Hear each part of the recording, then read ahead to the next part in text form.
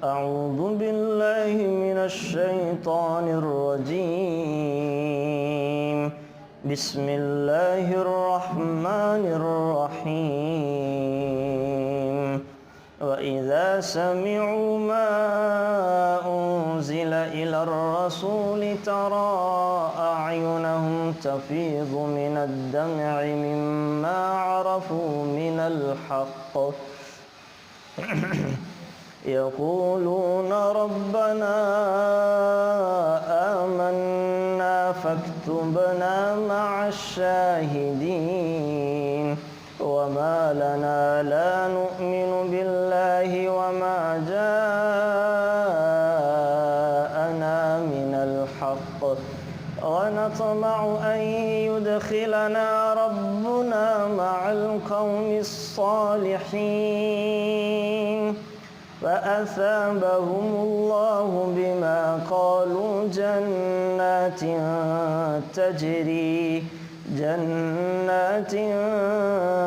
تجري من تحتها الأنهار خالدين فيها وذلك جزاء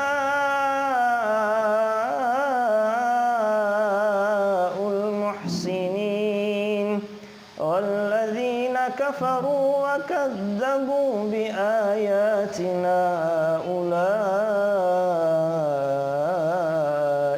أصحاب الجحيم صدق اللہ العظیم۔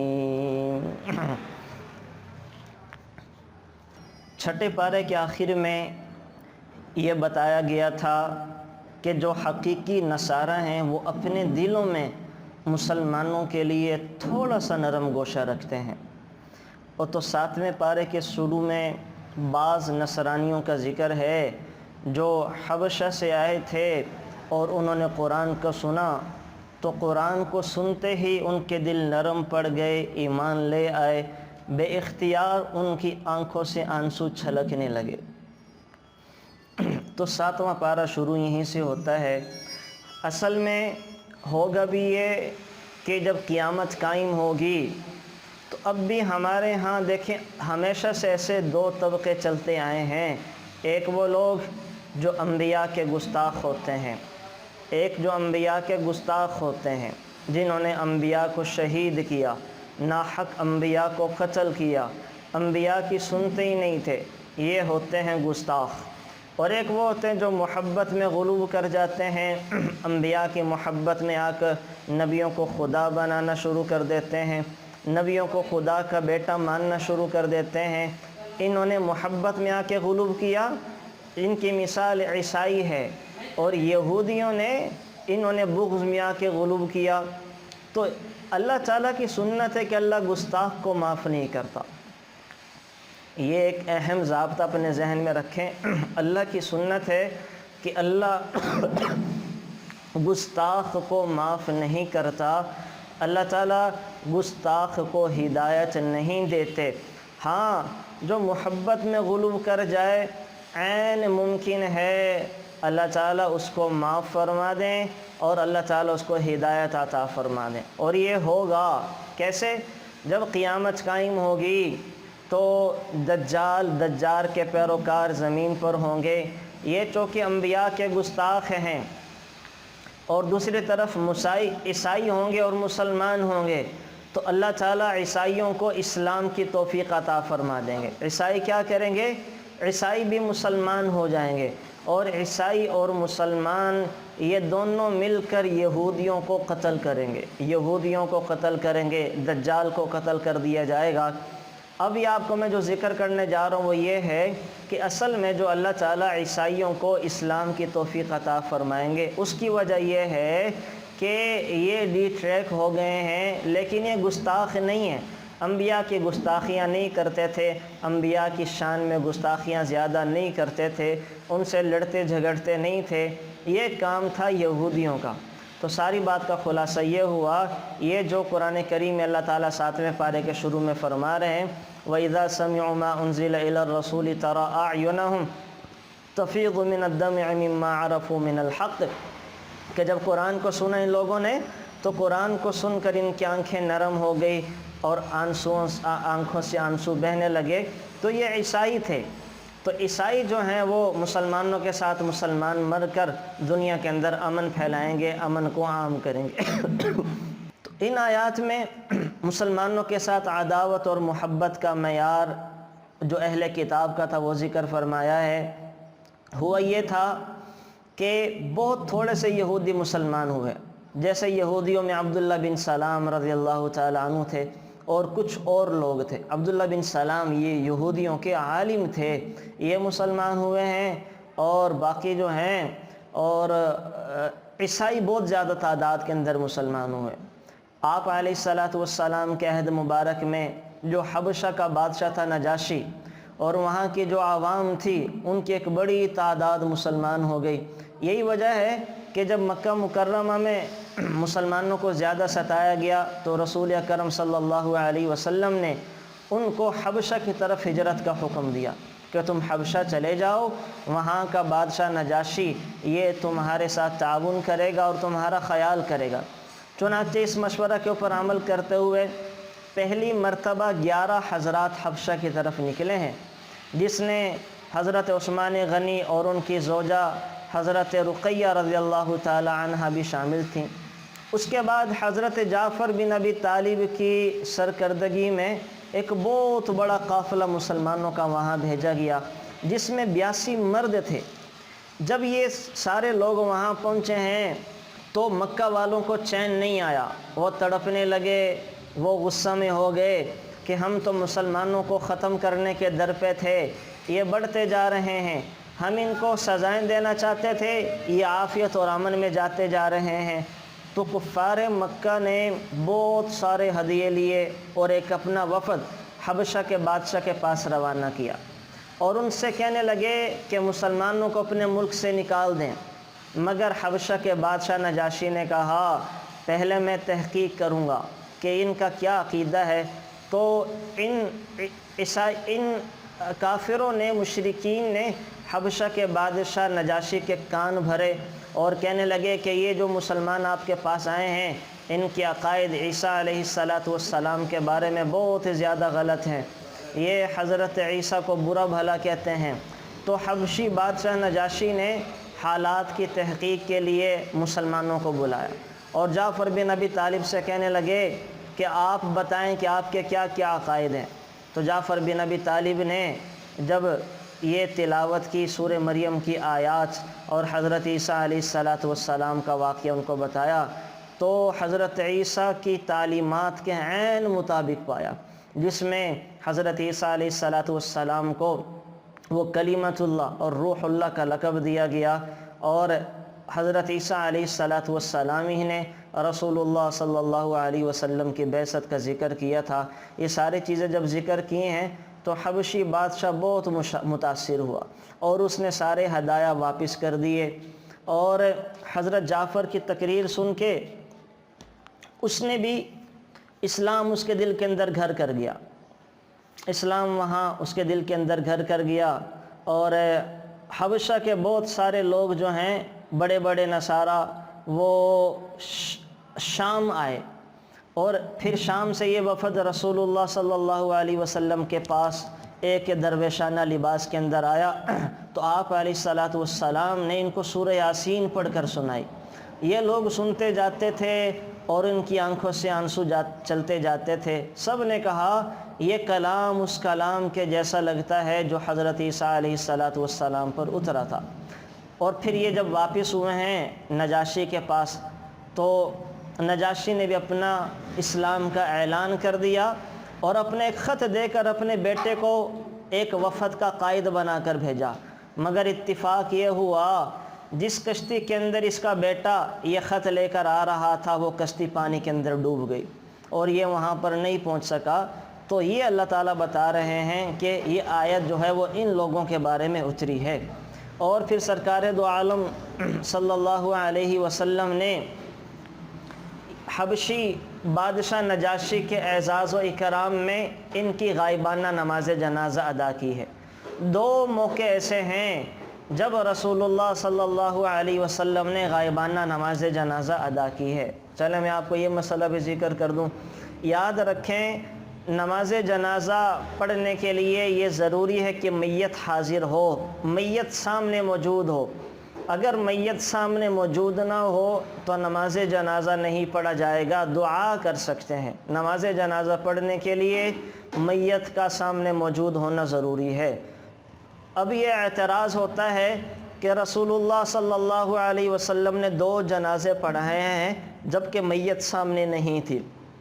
ایک نجاشی کا نماز جنازہ اور دوسرا نماز جنازہ یہ حضرت معاویہ تھے. ایک غیر مشہور معاویہ، ایک تو مشہور معاویہ حضرت معاویہ بن ابی سفیان ہے، یہ معاویہ بن معاویہ ایک اور صحابی تھے، ان کی نماز جنازہ پڑھائی ہے. تو اب جواب اس کا یہ ہے کہ یہ ان دونوں کی کرامت تھی، ان دونوں کی کرامت تھی، ان دونوں کے اعزاز میں رسول اللہ صلی اللہ علیہ وسلم نے نماز جنازہ پڑھائی ہے. اور اللہ تعالیٰ نے میت کے سامنے سے سارے پردے ہٹا دیے تھے. وہ میت رسول اللہ صلی اللہ علیہ وسلم کے سامنے تھی. نجاشی کی میت بھی رسول اللہ کے سامنے آ گئی تھی اور حضرت معاویہ کی میت بھی رسول اللہ کے سامنے آ گئی تھی. تو وہ میت حضور کے سامنے تھی، معجزانہ طور پر حضور کے سامنے میت لا دی گئی. تو حضور نے وہ نماز جنازہ حاضر میت پر پڑھا ہے، غائب میت پر نہیں پڑھا ہے. اور اس کی دوسری بہت بڑی دلیل یہ ہے کہ غائب میت پر نماز جنازہ پڑھنا جائز کیوں نہیں ہے، جس کو غائبانہ نماز جنازہ کہتے ہیں. اگر غائبانہ نماز جنازہ جائز ہوتی تو رسول اللہ صلی اللہ علیہ وسلم کے بہت سارے صحابہ مختلف جنگوں میں شہید ہوئے ہیں، ان کی واپسی بھی نہیں ہوئی، تو آپ علیہ الصلاۃ والسلام ان کی نماز جنازہ پڑھا دیتے، لیکن حضور نے کوئی نہیں پڑھائی. حضرت جعفر ہیں، عبداللہ بن رواحہ ہیں، یہ شہید ہو رہے ہیں، لیکن رسول اللہ صلی اللہ علیہ وسلم بڑا رو رہے ہیں اپنے چچا زاد کے شہید ہونے پر. آپ علیہ الصلاۃ والسلام ان کی غائبانہ نماز جنازہ پڑھا سکتے تھے، لیکن حضور نے ان کی غائبانہ نماز جنازہ کوئی نہیں پڑھائی. تو بہت سارے واقعے، 2 واقعے ایسے ہیں کہ حضور نے غائبانہ نماز جنازہ پڑھائی ہے. تو اس کی وجہ میں نے بتا دی کہ آپ علیہ الصلاۃ والسلام کے سامنے میت کو حاضر کر دیا گیا تھا، اور جب میت کو حاضر کر دیا گیا تو میت کے حاضری کے موقع کے اوپر رسول اللہ صلی اللہ علیہ وسلم نماز جنازہ پڑھا رہے ہیں. نمبر 2 بات یہاں پہ یہ ذہن میں رکھیں کہ ان لوگوں کے کیا ایسے اعمال تھے کہ رسول اللہ صلی اللہ علیہ وسلم کی نماز جنازہ پڑھا رہے ہیں. حبشی بادشاہ نجاشی کا تو بہت بڑا احسان تھا، مسلمانوں پر بہت بڑا احسان تھا. جب مسلمان قسمہ پرسی کی حالت میں تھے، ان کو پوچھنے والا کوئی نہیں تھا، تنگ کرنے والے ساری دنیا تھی، لینے کے لیے کوئی پناہ نہیں تھی. مدینہ منورہ کے لوگ تو بعد میں مسلمان ہوئے، لیکن حبشی بادشاہ نجاشی نے مسلمانوں کو اس وقت روئے زمین پر سہارا دیا ہے جب کوئی سہارا دینے والا نہیں تھا. کافروں سے اس وقت بچایا ہے جب کوئی بچانے والا نہیں تھا. تو اس کی اتنی بڑی قربانی کے نتیجے میں رسول اللہ صلی اللہ علیہ وسلم حبشی بادشاہ نجاشی کی نماز جنازہ پڑھا رہے ہیں. تو ایک ان کی قربانیوں کی لاج رکھ کر آپ علیہ الصلاۃ والسلام نے نماز جنازہ پڑھائی ہے. دوسرے جو معاویہ ہیں تو ان کی کیوں پڑھائی ہے، اور ان کی میت کو اللہ تعالیٰ نے آپ علیہ الصلاۃ والسلام کے سامنے کیوں کر دیا؟ اس کی وجہ یہ پیش آئی کہ رسول اللہ صلی اللہ علیہ وسلم، روایات میں آتا ہے جب صبح بیدار ہوئے ہیں سورج نکلا تو بہت زیادہ روشن تھا، سورج کی روشنی بہت زیادہ پھیلی ہوئی تھی، بڑی تیز روشنی تھی. تو آپ علیہ الصلاۃ والسلام کے پاس جبرائیل آئے ہیں اور آپ علیہ الصلاۃ والسلام نے پوچھا، جبرائیل آج سورج کی روشنی اپنی عام عادت سے زیادہ ہے، سورج بہت روشن ہو کر نکلا ہے، کیا وجہ ہے؟ تو حضرت جبرائیل نے فرمایا، آج آسمان سے بے شمار فرشتے یہ حضرت معاویہ کی جنازہ ادا کرنے کے لیے اترے ہیں، اس وجہ سے آج سورج بہت زیادہ روشن ہے. اور پھر آپ علیہ السلام کو حکم دیا گیا کہ آپ معاویہ کی نماز جنازہ پڑھائیں۔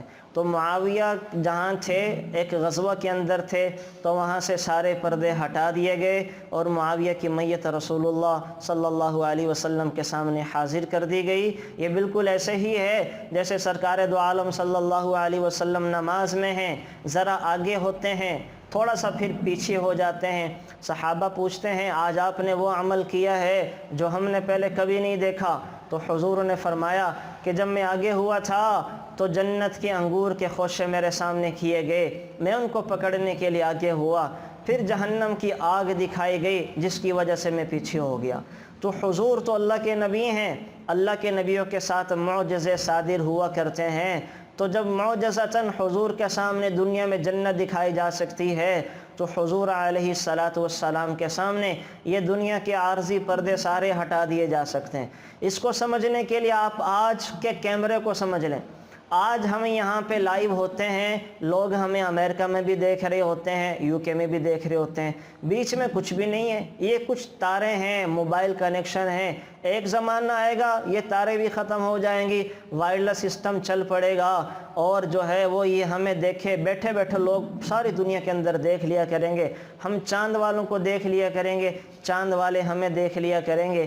تو یہ اللہ آہستہ آہستہ وہ ساری باتیں ظاہر کر رہے ہیں جو باتیں پہلے پیش آئی ہیں اور جن کا انسان انکار کیا کرتا تھا۔ تو آج رسول اللہ صلی اللہ علیہ وسلم کے اس معجزے کو سمجھنا بہت آسان ہو گیا ہے کہ اللہ نبیوں کے سامنے سے پردے کیسے ہٹاتا تھا، دنیا کے پردے رکاوٹیں کیسے دور کرتا تھا، قبروں سے پردے اللہ والوں کے سامنے کیسے ہٹائے جاتے ہیں، اور وہ کیسے قبروں کے اندر مردوں کی حالات کو دیکھ لیتے ہیں۔ تو آج کے موبائل سے اس کو سمجھنا آسان ہے کہ ہم یہاں پر آن کرتے ہیں اور ہمارے پیارے 7 سمندر پار ہمیں دیکھ رہے ہوتے ہیں، ہم انہیں دیکھ رہے ہوتے ہیں، تو اس سے سمجھنا آسان ہو گیا۔ اب اگلی بات یہ سمجھیں کہ آپ علیہ السلام نے حضرت جبریل سے پوچھا کہ ان معاویہ بن معاویہ کا کون سا ایسا عمل تھا، یہ کیا ایسا کام کرتے تھے کہ آج آسمان سے فرشتے ان کی نماز جنازہ پڑھنے کے لیے اترے ہیں اور مجھے کہا گیا کہ ان کی نماز جنازہ ادا کی جائے، کیا کام کرتے تھے یہ؟ تو حضرت جبرائیل علیہ السلام نے فرمایا کہ یہ سورہ اخلاص کی بہت زیادہ تلاوت کیا کرتے تھے۔ سورہ اخلاص چلتے پھرتے اٹھتے بیٹھتے اور جناب جو ہے وہ حالت حضر میں، سفر میں اور نماز میں ہر وقت ان کی زبان پر سورہ اخلاص رہا کرتی تھی۔ انہیں سورہ اخلاص سے بڑی محبت تھی، اور سورہ اخلاص ساری کی ساری اللہ کی توحید سے بھری ہوئی ہے، اس میں اللہ تعالیٰ کا حسب نسب ذکر کیا گیا ہے۔ سورہ اخلاص سے بڑی محبت تھی جس کی وجہ سے اللہ تعالیٰ نے ان کا یہ اعزاز اور اکرام کیا ہے۔ تو یہ 2 جنازے تھے جو رسول اللہ صلی اللہ علیہ وسلم نے غائبانہ پڑھائے ہیں، تو اس وجہ سے ہمیں اجازت نہیں ہے کہ ہم غائبانہ نماز جنازہ ادا کریں۔ ہمارے لیے حکم ہے کہ میت حاضر ہوگی تو نماز جنازہ پڑھیں گے، میت حاضر نہیں ہے تو نماز جنازہ نہیں پڑھ سکتے۔ ہاں کسی کی کرامت کے طور پر اللہ کسی کے سامنے میت کو کر دے تو وہ غائبانہ نماز جنازہ پڑھا سکتا ہے۔ یہ فرق ہوتا ہے احادیث کو سمجھنے میں، یہ فرق ہوتا ہے احادیث کو سمجھنے میں۔ اب آپ کو چلیں بات چل پڑی، میں 1-2 چیزیں اور ذکر کر دوں۔ آج تھوڑی طبیعت ناساز تھی، ہم لائیو پروگرام بھی نہیں کر رہے ہیں، تو میں چاہ رہا تھا کہ جلدی سمیٹیں گے، لیکن انشاءاللہ دعا کریں اللہ کرے طبیعت چل پڑے تو ہم سارے پارے کو کریں گے اور بھی چیزیں ذکر کریں گے۔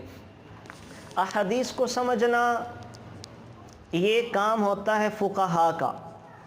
اصل میں احادیث بے شمار ہیں، بہت ساری احادیث ہیں، بہت ساری احادیث ہیں، 5 لاکھ تک احادیث مبارکہ ہیں، اور وہ 23 سال میں رسول اللہ صلی اللہ علیہ وسلم کی زبان مبارکہ سے ادا کیے ہوئے الفاظ ہیں۔ مختلف موقع پر حضور نے مختلف بات فرمائی، جیسے شروع زمانہ میں نماز میں کھاتے پیتے بھی تھے، چلتے بھی تھے، باتیں بھی کر لیا کرتے تھے، لیکن پھر اللہ نے آیتیں اتار دیں، قد افلح المؤمنون الذین هم فی صلاتهم خاشعون۔ اب نماز خشوع و خضوع کے ساتھ پڑھنی ہے، اب نماز میں باتیں نہیں کر سکتے ہیں، نماز میں کلام نہیں کر سکتے ہیں، لیکن وہ احادیث تو مذکور ہیں نا۔ تو کچھ لوگ کیا کرتے ہیں، ان احادیث کو لے کر استدلال کرنا شروع کر دیتے ہیں جو احادیث منسوخ ہو چکی ہیں، جو احادیث منسوخ ہو چکی ہیں ان احادیث کو لے کر استدلال کرنا شروع کر دیتے ہیں۔ لیکن یہ کام فقہا کا ہے، مفتیان کرام کا ہے، وہ بتائیں گے کہ کس موقع پر کیا عمل کرنا ہے۔ یہ بالکل دنیاوی اعتبار سے ایسے ہی ہے کہ جیسے میڈیکل سٹور پر ڈسپینسر بیٹھ کر دوائیاں دیتے رہتے ہیں، لیکن ایک اسپیشل وہ ڈاکٹر ہوتا ہے، MBBS ہوتا ہے، سرجن ہوتا ہے، اسپیشلسٹ ہوتا ہے۔ تو آپ جب ڈسپینسر کے پاس دوائی لینے جائیں تو وہ سب کو ایک ہی پین کلر دے دے گا۔ درد ہے تو وہ سب کو پیناڈول دے دے گا، کفکول دے دے گا، بروفن دے دے گا۔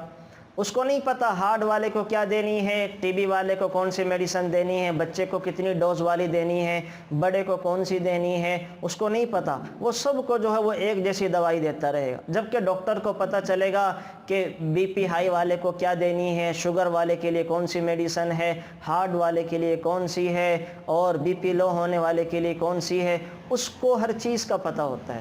تو بالکل عام آدمی کی مثال اور فقہا جو ہوتے ہیں، مفتیان کرام جن کو کہا جاتا ہے، ان کی مثال ایسے ہی ہوتی ہے جیسے سرجن کی اور ڈسپینسر کی۔ تو سرجن کے پاس ہم جا کے اپنا علاج کرواتے ہیں، اسے پتہ ہوتا ہے، ورنہ عام لوگ بہت بڑی بڑی غلطیاں کر دیتے ہیں۔ مثلا میں آپ کو ایک مثال اور بتاؤں، جو میں نے یہ حبشی بادشاہ نجاشی والی مثال دی کہ اس سے بعض لوگوں نے یہ سمجھ لیا کہ غائبانہ نماز جنازہ جائز ہے، حالانکہ یہ خاص موقع تھا، اسپیشل کیس تھا، اس کو ہر جگہ فٹ نہیں کر سکتے۔ اسی طرح سے ایک مثال آپ کو اور دوں، ایک صحابی مسجد میں تشریف لائے، بڑے غریب تھے، پھٹے پرانے کپڑے تھے، رسول اللہ صلی اللہ علیہ وسلم منبر پر تشریف فرما خطبہ ارشاد فرما رہے تھے، تو آپ علیہ السلام نے دوران خطبہ حکم دیا کہ اٹھ اور نماز ادا کر۔ اب انہوں نے نماز پڑھنا شروع کی تو صحابہ کی نظریں ان کی طرف چلی گئیں۔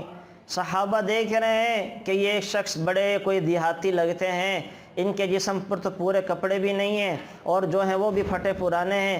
تو صحابہ نے یہ کیا کہ نماز کے بعد ان کو بہت سارا چندہ دیا۔ اب رسول اللہ صلی اللہ علیہ وسلم کا مقصد بھی یہ تھا، ایک آپ علیہ السلام زبان سے ارشاد فرماتے کہ غریب ہے، اس کو چندہ دو، ایک یہ تھا کہ ان کو کھڑا کر دیا، اور صحابہ نے جب ان کو دیکھا اور ان کی اس حالت کو دیکھا تو خود بخود ان کو چندہ دیا، پیسے دیے، جس سے وہ خوشحال ہو گئے۔ اب اس سے یہ استدلال نہیں کیا جا سکتا کہ خطبے کے دوران آپ علیہ السلام نے نماز پڑھنے کا حکم دیا ہے، یہ استدلال کرنا غلط ہے۔ کیوں؟ یہ ساری زندگی میں ایک موقع آیا تھا صرف، اور وہ موقع آپ علیہ السلام کا مقصد ان صحابہ کی مدد کروانا، تعاون کروانا تھا، نہ کہ نماز پڑھوانا تھا۔ اب یہ جو بات ہے یہ فقہا سمجھتے ہیں کہ ان کو کھڑا کروانے کی لوجک اور ریزن کیا تھی۔ تو اللہ جزائے خیر دے فقہائے کرام کو، انہوں نے دین کو ہمارے سامنے بڑے آسان انداز میں پیش کر دیا، ہمیں الجھانے سے بچا لیا۔ یہ بالکل ایسے ہی ہے جیسے ایک آدمی خود باغ میں جائے اور باغ میں جانے کے بعد وہ گلاب کا، موتیے کا اور جناب گیندے کا، چمیلی کا وہ پھول توڑے، عرق نکالے، پھر عرق بنائے تو بڑا وقت لگے گا، وہ اس کی زندگی بیت جائے گی عرق نکالنے میں، خوشبو بنانے میں۔ لیکن فقہا نے کیا کیا؟ ہمارے سامنے سارے قرآن و احادیث کا نچوڑ نکال کر وہ عطر کی شکل میں پیش کر دیا۔ ہمیں کہا کہ آپ کو دائیں بائیں گھومنے کی ضرورت نہیں ہے، یہ ہم نے سارے فقہی مسائل بتا دیے ہیں، آپ ان مسائل میں غور کر کر اپنی زندگی گزار سکتے ہیں۔ تو یہ کام ہوتا ہے فقہا کا کہ وہ بتاتے ہیں کہ قرآن کریم کی آیت کا مطلب کیا ہے، یہ اس پر عمل کرنا ہے کہ نہیں کرنا۔ وہ جو میں نے آپ کو مثال دی تھی کہ رسول اللہ صلی اللہ علیہ وسلم کے احکامات بعض مرتبہ حکم کا درجہ رکھتے ہیں، کہ جیسے حضور نے غزوہ احد کے موقع پر صحابہ سے کہا تھا یہاں سے ہلنا نہیں ہے، اگر ہمارے لاشوں کو پرندے بھی نوچ ڈالیں تم نے یہ جگہ نہیں چھوڑنی۔ اب یہ حکم فرض کا درجہ تھا، لیکن بعض صحابہ نے جگہ کو چھوڑ دیا جس سے مسلمانوں کے 70 صحابہ شہید ہوئے۔ بعض مرتبہ آپ علیہ السلام کا حکم مشورے کا درجہ رکھتا ہے. جیسے میں نے آپ کو مثال دی تھی کہ حضرت مغیرہ اور حضرت مغیث اور حضرت بریرہ میں جب جدائی ہو گئی تو رسول اللہ صلی اللہ علیہ وسلم بریرہ سے کہہ رہے ہیں کہ جاؤ دوبارہ مغیث کے پاس واپس چلی جاؤ. تو حضرت بریرہ پوچھ رہی ہیں کہ یا رسول اللہ صلی اللہ علیہ وسلم یہ حکم آپ کا مشورہ ہے کہ حکم ہے؟ حضور نے فرمایا کہ مشورہ ہے. فرمایا کہ پھر نہیں مانتی. حکم ہے انکار کی گنجائش نہیں ہے، مشورہ ہے تو مجھے قبول نہیں ہے. تو بعض اوقات حضور کا جو حکم ہوتا ہے مشورے کا درجہ رکھتا ہے، بعض اوقات اس کے اندر اور حکمتیں ہوتی ہیں، آپشن ہوتا ہے، لیکن وہ سمجھنا ذرا مشکل ہوتا ہے، وہ فقہا سمجھا سکتے ہیں. مثلا بنو قریظہ کے یہودیوں نے مسلمانوں کے ساتھ دغا کیا، دھوکہ دیا، تو رسول اللہ صلی اللہ علیہ وسلم نے صحابہ سے کہا، جبریل بھی آ گئے زیرہ اور جناب اسلحہ پہنے ہوئے، اور حکم ہو گیا کہ تم نے بنو قریظہ کے قبیلے میں جا کر عصر کی نماز ادا کرنی ہے. اب یہ حضور نے کہا تھا کہ تم نے عصر کی نماز بنو قریظہ کے قبیلے میں جا کر ادا کرنی ہے. اب صحابہ نکلے ہیں تو عصر کے راستے میں اذانیں ہو گئیں، وقت آ گیا. اب صحابہ کے دو جماعتیں بن گئیں، دو گروہ بن گئے. ایک نے کہا کہ ہم یہاں نماز نہیں پڑھتے، ہم جا کر بنو قریظہ کے قبیلے میں پڑھیں گے کہ حضور نے منع فرمایا تھا کہ نمازیں بنو قریظہ کے ہاں جا کر پڑھنی ہیں، ہم وہیں جا کے پڑھیں گے. صحابہ کے ایک گروہ نے کہا کہ آپ علیہ الصلاۃ والسلام کے حکم کا مطلب تھا کہ جلدی کرنا، جلدی کے ساتھ وہاں پہنچنا، راستے میں کہیں رکنا نہ. اب جب کہ فرض نماز کا وقت آ گیا ہے تو فرض نماز پڑھنا بھی بہت اہم اور ضروری ہے، لہٰذا ہم فرض نماز پڑھ کر نکل پڑیں گے. تو بعض صحابہ وہیں سے چل پڑے، وہ راستے میں رکے نہیں، عصر کی نماز بنو قریظہ میں جا کے ادا کی. اور بعض صحابہ نے عصر کی نماز وہیں ادا کی کہ اللہ کا حکم آ گیا، اب اس میں تاخیر نہیں کی جا سکتی. اور رسول اللہ صلی اللہ علیہ وسلم کے فرمان کا مطلب تھا کہ جلدی کرنا، دیر نہ کرنا، تو ہم عصر پڑھتے ہی نکل جائیں گے. انہوں نے عصر پڑھی اور وہاں سے نکل پڑے. بعد میں رسول اللہ صلی اللہ علیہ وسلم کو اس سارے واقعے کی خبر دی گئی تو حضور نے فرمایا کلکم علی الخیر، دونوں جماعتیں بہتر ہیں، دونوں نے اچھا کیا. لیکن جس نے فقہا نے لکھا ہے کہ جس طبقے نے، جس گروہ نے عصر کی نماز راستے میں پڑھی وہ زیادہ خیر اور بہتر پتہ، وہ فقیہ تھا. کیوں؟ اس نے دونوں کام پورے کر دیے. اس نے فرض نماز بھی وقت پر ادا کر دی، اللہ کا حکم بھی پورا ہو گیا، اور رسول اللہ صلی اللہ علیہ وسلم کے فرمان کا جو مقصد تھا کہ جلدی کرنا، تاخیر نہ کرنا، تو ہم نماز کے لیے رکیں، کسی اور کام کے لیے نہیں رکے، تو فوراً وہاں سے چل پڑے. تو یہ ہوتا ہے، میں عرض کرنا چاہ رہا ہوں کہ فقہا کو اللہ جزائے خیر دے کہ وہ ایک بات سے کئی باتیں نکالتے ہیں، ایک مسئلے سے کئی مسئلے نکلتے رہتے ہیں. ایک چیز اور سنا دوں، ذہن میں آ گئی. ایک محدث تھے، محدث، یہ جو حدیث مبارکہ ہے، جب مکھی پانی کے اندر گر جائے تو اس کو دوبارہ ڈبو دو پانی میں، دودھ میں، لیکوڈ چیز کے اندر، کہ اللہ تعالیٰ نے مکھی کے ایک پر میں شفا رکھی ہے، ایک میں بیماری رکھی ہے، اور ہمیشہ مکھی اپنا بیماری والا پر پانی میں پہلے ڈالتی ہے، دودھ میں پہلے ڈالتی ہے، اور اسی کھانے پینے والی چیزوں میں پہلے ڈالتی ہے. لہٰذا اگر تم کو مکھی والی چیز کو کھانا ہے تو اس کا دوسرا پر بھی پانی میں ڈبو دو. فَمْكُلُوهُ، اللہ کے نبی کہہ رہے اس کو پانی میں ڈبو دو تاکہ اس کے دوسرے پر جس میں شفا ہوتی ہے وہ بیلنس برابر ہو جائے. اب ایک صحابی 36 واسطوں سے اس کو بیان کیا کرتے تھے کہ مجھے یہ حدیث مبارکہ 36 اساتذہ سے میں نے سنی ہے، بڑے فخر کے ساتھ بیان کرتے تھے. تو ایک حنفی وہاں سے گزرا جو فقہا کا فالوورز ہے، فقہا کو ماننے والا. اس نے کہا اچھا یہ بتاؤ کہ آپ کو یہ تو پتہ ہے اگر مکھی گر جائے تو پانی اور لیکوڈ چیز ناپاک نہیں ہوگی، اگر کھانے پینے کی چیزوں میں مچھر گر جائے تو کیا حکم ہے؟ تو اس نے کہا مجھے تو نہیں پتہ. پھر پوچھا اگر کھانے پینے کی چیزوں کے اندر پسو گر جائے تو اس کا کیا حکم ہے؟ تو وہ اس محدث نے کہا مجھے تو نہیں پتہ. تو پھر فقیہ نے بتایا کہ اصل میں وہ کہنے لگے محدث کہ ہمیں تو رسول اللہ صلی اللہ علیہ وسلم نے یہ بتایا ہی نہیں، اس بارے میں احادیث نہیں ہے. تو فقیہ نے سمجھایا کہ اللہ کے نبی نے ایک ضابطہ اور قاعدہ تم لوگوں کو بتایا ہے کہ اگر مکھی گر جائے یا مکھی کی جسامت والا کوئی اور کیڑا پانی میں گر جائے تو وہ پانی یا کھانے کی چیز ناپاک نہیں ہوگی۔ اس کی وجہ کیا ہے؟ اس کی لاجک اور ریزن یہ ہے کہ مکھی میں بہنے والا خون نہیں ہوتا۔ مکھی میں اگر مکھی کو ماریں تو اتنا خون نہیں نکلتا کہ وہ بہہ پڑے، بہنا شروع کر دے۔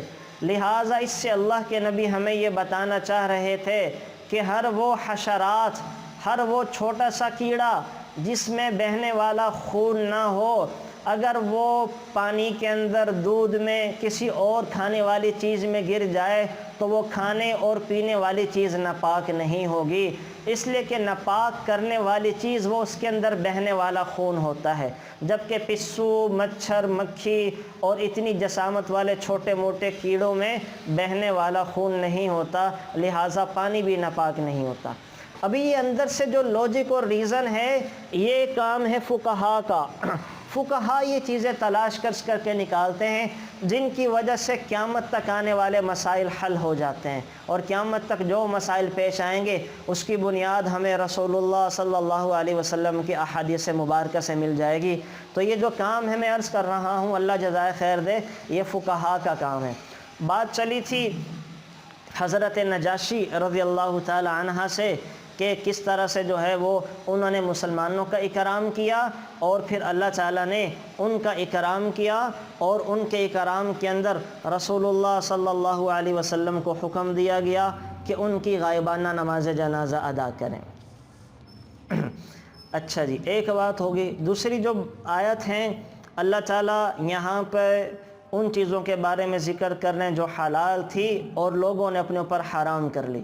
اللہ تعالیٰ فرما رہے ہیں، یا ایھا الذین آمنوا لا تحرموا طیبات ما احل اللہ لکم ولا تعتدوا، اے ایمان والو مت حرام کر لو اپنے اوپر وہ لذیذ چیزیں جو اللہ تعالیٰ نے تمہارے لیے حلال کر دی ہیں، اور حد سے آگے نہ بڑھو، بے شک اللہ تعالیٰ حد سے آگے بڑھنے والوں کو پسند نہیں کرتا۔ وَكُلُوا مِمَّا رَزَقَكُمُ اللَّهُ حَلَالًا طَيِّبًا، اور کھاؤ اللہ کی دیے ہوئے وہ چیزیں جو حلال اور پاکیزہ ہیں، اور ڈرتے رہو اللہ تعالیٰ سے جس پر تم ایمان رکھتے ہو۔ یہاں پر اصل میں عیسائیوں کی تردید کی جا رہی ہے کہ عیسائیوں نے دنیا کی لذتوں کو چھوڑ دیا تھا، اور اچھا کھانا بھی چھوڑ دیا، اچھا پینا بھی چھوڑ دیا، شادی نکاح کو بھی چھوڑ دیا، اچھے گھر بنانا بھی چھوڑ دیے۔ تو یہاں پر اللہ تعالیٰ ان کی تردید کر رہے ہیں کہ جو نعمتیں اللہ تعالیٰ نے دنیا میں انسانوں کو دی ہیں اور حلال ہیں تو ان کو کھاؤ پیو، ان کا استعمال کرو، اپنے آپ کو ان سے روکنے کی ضرورت نہیں ہے۔ یہاں پر آپ کو میں ایک چیز بتا دوں کہ کسی حلال چیز کو حرام قرار دینے کے 3 درجے ہیں۔ یہاں پر جو اللہ تعالیٰ فرما رہے ہیں کہ حلال چیزوں کو اپنے اوپر حرام نہ کرو، کسی بھی حلال چیز کو حرام قرار دینے کے 3 درجے ہیں۔ نمبر 1 کہ انسان کا اعتقاد اس کو حرام سمجھنے کا ہو، انسان یہ سمجھے کہ یہ تو حرام ہے۔ جیسے بعض احمقوں نے آج کل اسٹرابری کو حرام سمجھ لیا اور اس کو زقوم کے ساتھ تشبیہ دی، اور یوٹیوب پر فتاوی چڑھا دیا کہ زقوم اسٹرابری کی شکل ہے، یہ جہنم کا پھل ہے۔ تو اس کو قرآن کریم کی آیت نہیں پتہ کہ وَكُلُوا مِمَّا رَزَقَكُمُ اللَّهُ حَلَالًا طَيِّبًا، پھل کی جتنی بھی قسمیں دنیا کے اندر پائی جاتی ہیں وہ ساری حلال ہیں۔ تو اس کی تشبیہ جو ہے وہ اس طرح دے کہ جہنم کے اندر تو پھر کھانے کی بہت ساری چیزیں ہوں گی، جہنم کے اندر تو پانی بھی ہوگا، جہنم کے اندر تو اور کئی بدبودار وہ ساری پھر حرام قرار دینی جائیں گے۔ تو یہ اس طرح کے احمق لوگ مارکیٹ میں نئے آتے رہتے ہیں اور عجیب و غریب قسم کے فتاوی ڈالتے رہتے ہیں۔ تو ایک کسی کا یہ اعتقاد کہ حرام حلال ہے اس کو حرام سمجھ لے۔ نمبر 2 اپنے قول سے قسم کھا کر کسی چیز کو اپنے اوپر حرام کر لے۔ مثلا قسم کھا لے کوئی بندہ کہ اللہ کی قسم میں ٹھنڈا پانی نہیں پیوں گا گرمیوں میں، اللہ کی قسم میں کولڈ ڈرنک کا استعمال نہیں کروں گا گرمیوں میں، یہ قسم کھا لے۔ یا فلانے کے گھر کھانا نہیں کھاؤں گا، یا فلاں جائز کام نہیں کروں گا، تو چیز حلال تھی لیکن اپنے اوپر قسم کھا کر حرام کر لی۔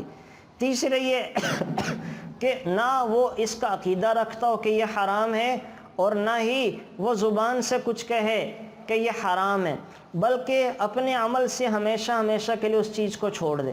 اس کا عمل ہی اس چیز کو چھوڑ دینے کو. جیسے خدا نہ خواستہ کسی کو بہت ہائی لیول کی شوگر ہو گئی, وہ شہد کو حلال سمجھتا ہے تو وہ شہد کو حلال بھی سمجھتا ہے, لیکن وہ شہد پیتا نہیں ہے کبھی. اس کو پتہ کہ اس سے میری شوگر بڑھ جاتی ہے, اور وہ شہد کو نہ تو عقیدتاً حرام سمجھتا ہے, نہ ہی اس نے قسم کھائی ہے کہ میں شہد کا استعمال نہیں کروں گا, لیکن اپنے عمل سے شہد کو پینا چھوڑ دیا ہے. یہ 3 قسم کے لوگ ہوتے ہیں. تو پہلی صورت, اگر کسی آدمی نے حلال چیز کو عقیدتاً حرام کر لیا, وہ تو کافر ہو جائے گا, اسلام سے نکل جائے گا. مثلا اللہ تعالیٰ نے دودھ کا پینا حلال رکھا ہے, کوئی آدمی کہ نہیں یہ تو حرام ہے, میں نہیں مانتا, وہ کافر ہو جائے گا. کیوں؟ اس نے قرآن کریم کی آیت کا انکار کیا.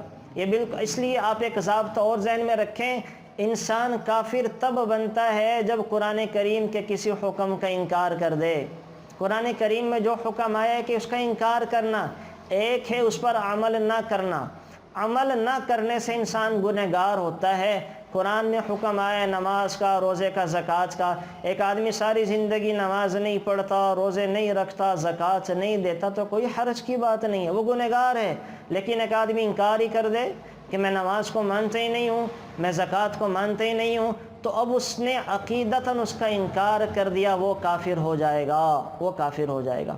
یہ بالکل ایسے ہی ہے جو ہم کہتے ہیں نا, جو روافض ہیں, اہل تشیع ہیں, ان میں سے بعض لوگوں کا عقیدہ معاذ اللہ یہ ہے کہ حضرت عائشہ رضی اللہ تعالی عنہ جہنمی ہیں, وہ جہنم میں جائیں گی.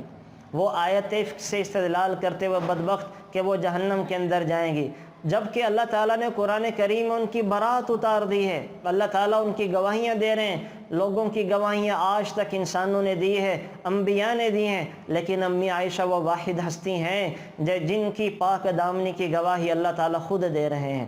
تو کوئی اگر کسی کا عقیدہ ہو کہ معاذ اللہ حضرت عائشہ پر تہمت درست تھی اور وہ جہنم میں جائیں گے, تو ایمان سے خارج ہو گیا, اس لیے کہ اس نے قرآن کریم کی حکم اور آیت کا انکار کر دیا.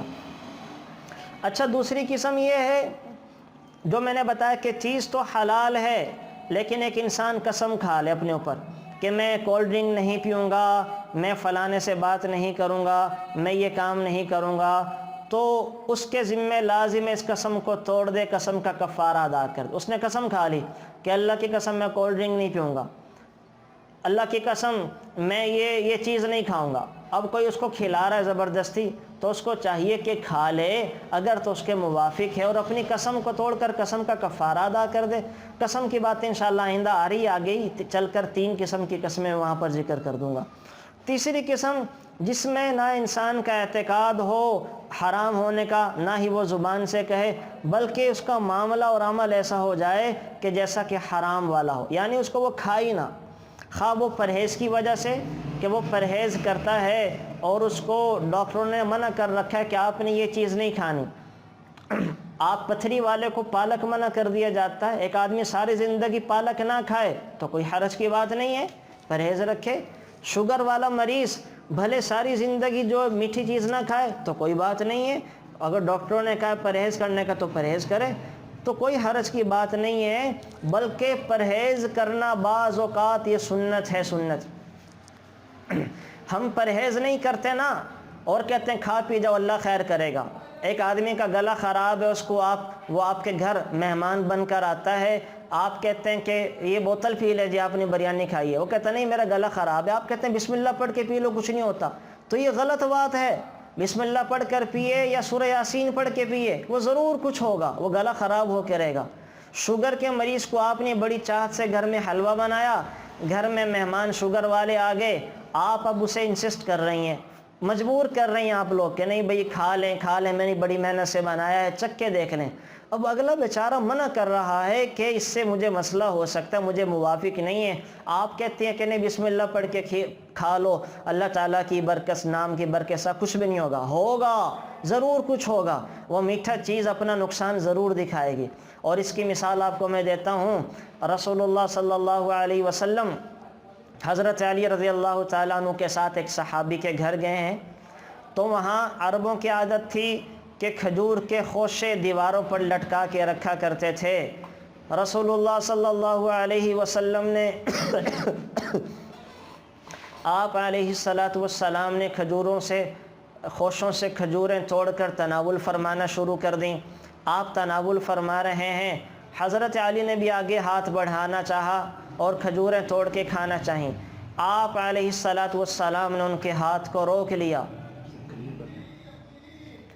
آپ علیہ السلام نے ان کے ہاتھ کو روک لیا اور فرمایا کہ علی تم ابھی بیماری سے اٹھے ہو، تمہارا معدہ کمزور ہے، یہ کھجوریں طاقتور غذا ہیں، یہ نہ کھاؤ۔ اب آپ مجھے بتائیں کہ ہمارا یقین حضرت علی سے زیادہ ہو سکتا ہے، یا ہمارے بڑے جو ہمیں احتیاط بتاتے ہیں کیا ہمارا توکل رسول اللہ صلی اللہ علیہ وسلم سے زیادہ ہو سکتا ہے؟ تو حضرت علی نے کوئی نہیں کھجوریں کھائیں۔ تو اگر کوئی بیمار ہے، کوئی معذور ہے اور اس کو ڈاکٹرز نے احتیاط بتائی ہے تو اس کی بہتری اسی میں کہ وہ احتیاط کرے، وہ جذبات میں آ کر، لوگوں کی باتوں میں آ کر بے احتیاطی نہ کرے۔ اور لوگ جو یہ باتیں کہہ دیتے ہیں نا کہ اللہ خیر کرے گا، بوتل پی لیں، اب اللہ نے کوئی نہیں کرنا ہے، جو کرنا ہے وہ تو کوکا کولا نہیں کرنا ہے، جو گلا خراب کرنا ہے وہ کھٹی میٹھی چیزوں نے کر دینا، اب اللہ نے کچھ نہیں یہاں پہ کرنا ہے۔ تو یہ ہمارے ہاں غلط فہمیاں رائج ہیں کم علمی اور لا علمی کی وجہ سے۔ تو بہرحال یہ چیزیں بھی جو ہے وہ احتیاط میں رکھی جائیں۔ تو قسم کی میں نے 3 قسمیں آپ کو یہاں پر بتائی ہیں، وہ اپنے اوپر کوئی چیز حرام کرنے کی، کہ ایک آدمی جو ہے وہ حلال چیز کو اس کا عقیدہ ہی حرام کا بن جائے، یہ غلط ہے۔ ایک آدمی قسم کھا لے حلال چیز کو استعمال نہ کرنے کی، اسے چاہیے کہ اپنی قسم کو توڑ دے۔ اور ایک آدمی پرہیز کی وجہ سے حلال چیز استعمال نہیں کرتا تو یہ کوئی حرج اور مذائقے کی بات نہیں ہے، اس میں وہ اس کو چھوڑ سکتا ہے۔ یہ آگئی جی، آگے اللہ تعالیٰ یہی فرما رہے ہیں جو میں نے کہا تھا قسموں کا بیان۔ اللہ تعالیٰ فرما رہے لا یؤاخذکم اللہ باللغو فی ایمانکم ولکن یؤاخذکم بما عقدتم الایمان، کہ اللہ تم کو نہیں پکڑتا تمہاری بیہودہ قسموں پر، لیکن اللہ پکڑتا ہے ان قسموں پر جن کو تم نے مضبوط باندھ لیا ہے، تو تمہیں اس کا کفارہ ادا کرنا پڑے گا۔ قسموں کی 3 قسمیں ہیں۔ انسان جو قسم کھاتا ہے اس قسم کھانے کی 3 قسمیں ہیں۔ ایک کا نام یمین غموس ہے، نمبر 2 یمین لغو ہے، اور نمبر 3 یمین منعقدہ۔ ایک وہ قسم جو انسان جھوٹی قسم کھائے، جھوٹی قسم، مثلا ایک شخص نے ایک کام نہیں کیا تھا، کسی نے پوچھا کہ آپ نے وہ کام کر دیا ہے، وہ قسم کھا کے کہہ دیا ہاں اللہ کی قسم میں نے کر دیا ہے۔ آپ نے اپنے بیٹے کو، اپنے کسی دوست کو بھیجا کہ جا کر بازار یا یہ بل جمع کروا دیں، اب اس نے بل جمع نہیں کروایا، آپ نے پوچھا بھائی قسم کھاؤ، وہ قسم کھا لیں اللہ کی قسم میں نے جمع کروا دیا ہے، اب اس نے جھوٹی قسم کھائی ہے۔ ایک کام اس نے کیا ہی نہیں، اس پر قسم کھا لی، یا ایک کام کیا تھا اس کے نہ کرنے پر قسم کھا لی۔ آپ کے کسی جاننے والے نے جھوٹ بولا، پکڑا گیا، آپ اس سے پوچھ رہے ہیں کہ تم نے جھوٹ بولا تھا، وہ کہتا ہے اللہ کی قسم میں نے تو یہ جھوٹ نہیں بولا، یا اللہ کی قسم میں نے تو یہ بات نہیں کی ہے۔ اب اس نے ایک کام کرنے کے بعد جھوٹی قسم کھا لی، تو اسے یمین غموس کہا جاتا ہے، یمین غموس۔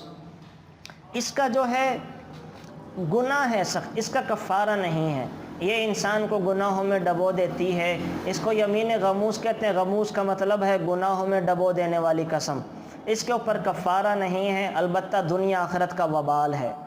دوسری صورت یہ ہے کہ انسان جو ہے وہ خواہ مخواہ کی قسمیں کھا دے، جیسے ہم کھاتے رہتے ہیں، ہمارا تکیہ کلام ہے اللہ دی قسمیں جی، اللہ کی قسم میں نے یہ کام کر دیا، اللہ کی قسم وہ بڑے اچھے ہیں، اللہ کی قسم اس کھانے میں بڑا مزہ آیا ہے، تو یہ ہوتی ہے یمین لغو، یعنی خواہ مخواہ کی قسمیں، بیکار کی قسمیں۔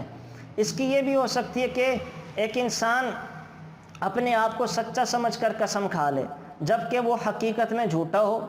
مثلا مجھے کسی نے آ کے خبر دی کہ لاک ڈاؤن لگ گیا ہے، اب آپ مجھ سے پوچھ رہے ہیں کہ لاک ڈاؤن لگا کہ نہیں لگا، میں نے قسم کھا لی کہ اللہ کی قسم لاک ڈاؤن لگ گیا ہے، حالانکہ جب تحقیق کی گئی پتہ چلا کہ لاک ڈاؤن نہیں لگا تھا، اب میں نے خواہ مخواہ یہ قسم کھا لی اور اس سے کسی کو نقصان بھی نہیں پہنچ رہا، تو اس کو یمین لغو کہا جاتا ہے، بیکار کی قسم۔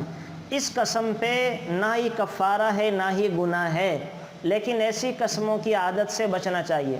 آپ اگر عربوں سے ملیں، عرب ہر بات ہی یہاں سے شروع کرتے ہیں، واللہ یا حاجی انت رجل، اللہ کی قسم آپ بڑے اچھے آدمی ہیں، اللہ کی قسم آج بڑی اچھی نماز پڑھائی۔ تو یہ یمین لغو ہے جو ہمارے ہاں بھی بس اوقات بعض لوگوں کا تکیہ کلام بن جاتی ہے۔ تیسری قسم وہ یمین منعقدہ ہے۔ وہ کیا ہوتی ہے کہ انسان مستقبل میں کسی کام کے کرنے یا نہ کرنے کی قسم کھا لے۔ اب اگر وہ کام جائز ہے تو اس قسم کا پورا کرنا واجب ہے، توڑ دے گا تو کفارہ آئے گا۔ اور اگر اس نے ناجائز کام کے کرنے کی قسم کھائی ہے تو قسم کا فی الفور توڑنا واجب ہے اور کفارہ ادا کر دے۔ مثلا آپ نے قسم کھا لی کہ اللہ کی قسم آئندہ میں پیپسی کو ہاتھ بھی نہیں لگاؤں گا، آئندہ میں KFC کے برگر کو نہیں کھاؤں گا۔ اب یہ قسم کھا لی، اب اس کے مرضی ہے اس قسم کو پورا کرے نہ کرے، لیکن کچھ دوست اس کو لے گئے KFC اور برگر کھلا دیا۔ اب جب اس نے برگر کھایا ہے تو اس کے ذمے لازمی ہے کہ اس قسم کا کفارہ ادا کر دے، قسم کا کفارہ ادا کر دے۔ اسی طرح سے کسی آدمی نے، کسی عورت نے قسم کھا لی کہ اگر اللہ تعالیٰ نے میرے بیٹے کو کامیاب کر دیا تو اللہ کی قسم میں 5 روزے رکھوں گی، اللہ کی قسم میں 100 رکعتیں نفل کی ادا کروں گی۔ اب اس کے ذمہ واجب ہے کہ اس قسم کو پورا کرے، 5 روزے رکھے اور 100 نفل ادا کرے۔ اب اگر وہ ادا نہیں کرتی ہے تو پھر اس کا کفارہ دینا پڑے گا، کفارہ دینا پڑے گا۔ اور اگر کسی ناجائز کام کی قسم کھا لی تو اس کو فی الفور توڑنا واجب اور ضروری ہے۔ مثلا کسی نے قسم کھا لی کہ میں اپنی بہن سے بات نہیں کروں گی، 2 بہنوں کی لڑائی ہوئی، بہن بھائیوں کی لڑائی ہوئی، بہن نے قسم کھا لی اللہ کی قسم آئندہ میں تیری شکل بھی نہیں دیکھوں گی۔ اب یہ ایک حرام کام کی قسم کھائی ہے کہ مسلمان سے قطع رحمی، مسلمان سے بولنا چھوڑ دینا جائز نہیں ہے، مسلمان سے بولنا چھوڑ دینا جائز نہیں ہے، تو اس نے قسم کھا لی۔ تو اس قسم کی وجہ سے اب کیا ہے، اس قسم کو فوراً توڑ دے، وہ اپنے بھائی بہن سے ملاقات کر لے اور قسم کا کفارہ ادا کرے۔ تو یاد رکھ، کسی نے قسم کھا لی کہ آئندہ میں تمہارے گھر نہیں آؤں گا، اب وہ گھر ہے اس کے بھائی کا، بہن کا، اب اس کو چاہیے کہ اپنے بھائی بہن کے گھر اب وہ ہم یہ کہتے ہیں کہ میں نہیں جاتا، کوئی ہمیں کہے نا کہ چلے جاؤ اپنے بھائی کے گھر، چلے جاؤ اپنی بہن کے گھر، تو ہم کہتے ہیں میں نے تو قسم کھا لی ہے، میں نہیں، قسم پوری کرنی ہے۔ اچھا قسم پوری کرنے پہ لگا ہوا ہے، جبکہ شریعت کا حکم ہے کہ قسم توڑ دو، بہن بھائی کے گھر جاؤ، وہ نہیں آتا اس طرف، تو وہ یہ جہالت ہے۔ تو اس کو چاہیے کہ اپنی قسم توڑ دے، بہن بھائی کے گھر چلا جائے، کفارہ ادا کر دے، کفارہ ادا کر دے۔ اچھا قسم کا کفارہ ہے کیا؟ تو ساری بات کا خلاصہ یہ ہوا، جو یمین منعقدہ ہے یعنی جو قسم وہ پوری کرنے والی ہے، جائز کام کی قسم کھانا جائز ہے، ناجائز کام کی قسم کھانا ناجائز ہے۔ اگر ناجائز چیز کی قسم کھا لی، اپنی قسم کو توڑ دے اور کفارہ ادا کر دے۔ اچھا اب قسم کا کفارہ کیا ہے؟ قسم کا کفارہ ہے 20 مسکینوں کو کھانا کھلا دینا۔ ایک چیز اور ذہن میں رکھیں، یہ جو کفاروں کا ذکر آتا ہے، قضاء کا ذکر آتا ہے، زکوٰۃ کا ذکر آتا ہے، صدقۃ الفطر کا ذکر آتا ہے، یہ جو کفارے ہیں جو انسان کے ذمہ واجب ہو جاتے ہیں، یہ صرف اور صرف مستحق کے زکوٰۃ کو دیے جا سکتے ہیں، ہر کسی کو نہیں دیا جا سکتا۔ آئندہ انشاءاللہ میں آپ کو بتاؤں گا کہ مستحقین زکوٰۃ ہے کون۔ آپ آج یہ بات یاد رکھیں کہ زکوٰۃ کے پیسے، کفارے کے پیسے اور قسموں کے پیسے، روزہ قضاء انسان نے وہ تھی، روزوں کا کفارہ، نمازوں کا کفارہ، فدیہ ہو گیا، صدقۃ الفطر ہو گیا، یعنی وہ ہر وہ مال جو انسان کے ذمے ادا کرنا واجب یا فرض ہو جائے تو ایسا مال مستحقین زکوٰۃ کو دیا جائے گا، کسی اور کو نہیں دے سکتے۔ تو قسم کسی نے کھا لی تھی تو قسم کھانے کے بعد 20 مسکینوں کو جو کھانا کھلانا، یہ نہیں ہو سکتا کہ گھر میں کھانا پکائے اور غریبوں میں بانٹ دے، یہ جائز نہیں ہوگا کہ اس میں تو پتہ نہیں کچھ غریب ایسے جو مستحقین زکوٰۃ نہ ہو، ان پر زکوٰۃ نہ لگتی ہو تو وہ زکوٰۃ ادا نہیں ہوگی۔ تو اس میں میں نے موٹا صاحب کو نسخہ قاعدہ بتا دیا کہ یہ مستحقین زکوٰۃ کو دیں گے۔ میں نے بڑی ڈیٹیل کے ساتھ اپنے چینل پر یہ سارا بیان کیا ہوا کہ مستحقین زکوٰۃ ہیں کون کون۔ وہ فقیر کی کیٹیگری میں آنا چاہیے، مسکین کی کیٹیگری میں آنا چاہیے۔ فقیر اور مسکین کی ڈیفینیشن ہے کیا، وہ انشاءاللہ میں آئندہ چل کر یہ چیزیں آ جائیں گی۔ تو یہاں یہ اتنی بات آپ ذہن میں رکھیں کہ یہ پیسے مستحقین زکوٰۃ کو دیے جا سکتے ہیں۔ اچھا، یہاں ایک بات اور میرے ذہن میں آ رہی تھی کہ بندہ جب قسم کھا لے، اچھا جو میں نے بھی ذکر کیا تھا کہ انسان اپنے رشتوں کو توڑنے کی قسم کھا لیتا ہے کہ میں اپنے بھائی کے بہن کے ہاں نہیں جاؤں گا، کلام نہیں کروں گا، تو میں نے آپ سے یہ کہا کہ قسم کا توڑنا ضروری ہے، بہن بھائیوں کے ہاں جانا یہ ضروری، اور قسم توڑ دے۔ یہاں ایک چیز ذہن میں رکھیں، بعض اوقات قطع تعلقی جائز ہو جاتی ہے۔ آپ آج تک یہ سنتے آئے ہیں کہ قطع تعلقی حرام ہے، مسلمان کو 3 دن سے زیادہ نہیں چھوڑا جا سکتا، حرام ہے، آج تک آپ نے یہ سنا ہے۔ آج آپ کو میں یہ کھول کر چیزیں ذکر کر دوں کہ وہ قطع تعلقی حرام ہے، وہ قطع تعلقی حرام ہے کہ جس سے جانبین کو نقصان پہنچتا ہو۔ یعنی یہ مطلب ہوا کہ وہ قطع تعلقی جائز ہے کہ جس سے قطع تعلق رہنے سے کسی گھرانے کی بچت ہو سکتی ہو۔ اچھا، قطع تعلقی ہے کیا؟ قطع تعلقی ہے کہ انسان اگر آپ کے بھائی بہن کو آپ کی مجبوری میں ضرورت پیش آ گئی تو آپ ان کے بلانے پر بھی جا ہی نہیں رہے ہیں، ان کے ہاں خدا نخواستہ میت ہو گئی تو آپ جا ہی نہیں، آپ کہتے ہیں کہ میں نے تو قطع تعلقی کر رکھی ہے، پورا بائیکاٹ کر رکھا ہے۔ یہ ہوتی ہے قطع تعلقی کہ ان کو کوئی ضرورت پیش آئے، مجبوری آڑے آ جائے تو آپ ان کی ضرورت میں ضرورت پوری نہ کریں بلکہ خوش ہو رہے ہوں کہ اچھا ان کے ساتھ ایسا ہوا، مجبوری میں کام نہ آ رہے ہوں، فوتگی ہو گئی وہاں جا نہ رہے ہوں۔ یہ ہے قطع تعلقی کی صورت۔ ان کیا خوشی آ گئی، شادی پہ بلا رہے ہیں بچہ بچے کی، آپ کہیں کہ میں نے تو جانا ہی نہیں ہے، میں نے شکل نہیں دیکھنی، انہوں نے ہمارے ساتھ ایسے کیا تھا، میں نے جانا نہیں۔ یہ ہے قطع تعلقی۔ اگر قطع تعلقی کسی کے شر سے بچنے کے لیے تو وہ جائز ہے۔ آپ کو پتہ ہے کہ آپ کے پڑوسی یا بہن یا بھائی جب بھی ہم ان سے ملتے ہیں تو لڑائی ہو جاتی ہے، جب بھی ملتے ہیں تو فساد ہو جاتا ہے، جب بھی ملتے ہیں تو ہمارے گھر کا سکون ختم ہو جاتا ہے، جب بھی ملتے ہیں تو کوئی نہ کوئی مسئلہ یا مسائل پیدا ہو جاتے ہیں۔ تو ایسی صورت میں اگر آپ اپنے بھائیوں سے، بہنوں سے، رشتہ داروں سے دور ہو جائیں، ان کے ساتھ بولنا چالنا بند کر دیں تو یہ حرام نہیں ہے، جائز ہے۔ آپ میری بات سمجھ رہے ہیں؟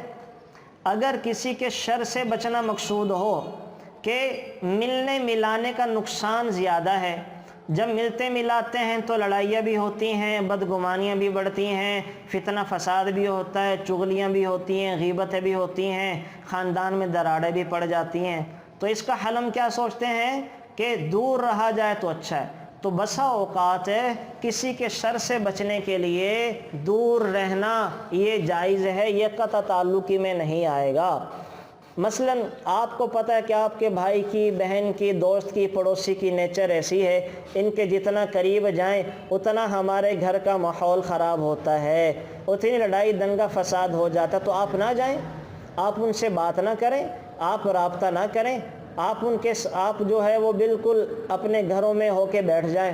البتہ یہ جائز نہیں ہے کہ جب ان کو کوئی ضرورت پیش آئے تو آپ وہاں نہ جائیں یا ان کی غمی کے اوپر خوشی کا اظہار کریں۔ خدا نخواستہ ان کے ہاں فوتگی ہو گئی تو آپ ضرور جائیں، جنازہ پڑھ کر میت کو دیکھ کر فاتحہ خوانی کر کے آ جائیں۔ ان کو پیسوں کی ضرورت پڑ گئی، آپ ان کو اگر دے سکتے تو پیسے بھی دے دیں۔ اس وقت یہ کہنا جائز نہیں کہ اچھا ہوا ان کے ساتھ تو ایسے ہی ہونا چاہیے تھا، یہ قطع تعلق کے زمرے میں آ جائے گا، اس وقت کی بد دعائیں دینا۔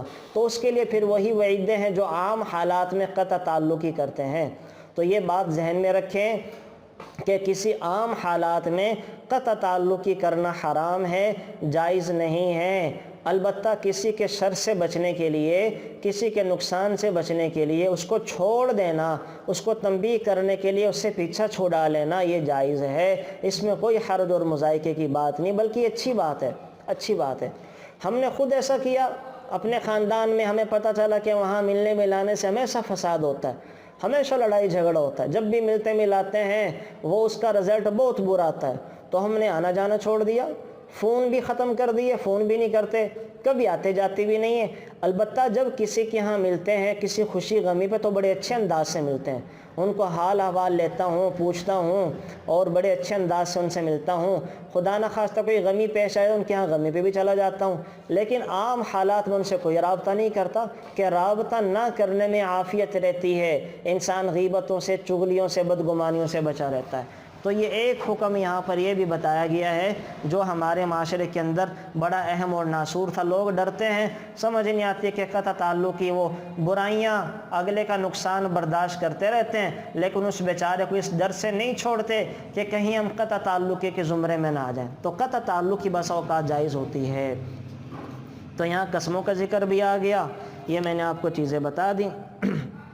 اچھا جی، آگے اللہ تعالیٰ نے شراب کے، جوے کے، ان چیزوں کے حرام ہونے کا بتایا ہے کہ یہ چیزیں حرام ہیں۔ جوا، شراب تو آپ کو پتہ ہی ہے، سٹا جوا جوئے کی قسمیں۔ یہاں پہ ایک لفظ آیا ہے، یا ایھا الذین آمنوا اے ایمان والو، انما الخمر والمیسر، شراب حرام ہے، والمیسر جوا لگانا حرام ہے، والانصاب بت پرستی حرام ہے، والازلام اور پانسوں سے کھیلنا، یہ سب گندے اور شیطان کے کام ہیں۔ فاجتنبوہ، ان سے بچو، لعلکم تفلحون، تاکہ تم دنیا آخرت کی کامیابیاں سمیٹ لو۔ یہاں پر قرآن اندازی بتائی جا رہی ہے، قرآن اندازی کی ایک وہ شکل جو کہ ناجائز اور حرام ہے۔ اصل میں عرب ایسا کرتے تھے کہ 10 آدمی مل کر ایک اونٹ خرید لیتے تھے۔ مثلا اونٹ کی قیمت ہے 1,00,000 روپے، 10 ہزار سارے دے کر اونٹ خرید لیتے تھے، اور 10 لکڑیاں لے لیتے تھے، 10 تیر لے لیتے تھے، 7 تیروں پر نشان لگا دیتے، کسی تیر پر ایک حصہ۔ اب کیا کرتے، اس اونٹ کو ذبح کر کے اس کے 10 حصے، 10 ڈھیریاں گوشت کی لگا لیتے تھے، 10 تیر لے آتے تھے، 7 تیروں پر حصوں کے نشان لگا لیتے، ایک تیر پہ آدھا حصہ، مثلا ایک تیر پہ چوتھائی حصہ، ایک تیر پہ 3 حصے، ایک تیر پہ 2 حصے، ایک پہ 1 حصہ، اس طرح 7 تیروں پر نشان لگا لیا کرتے تھے حصوں کے۔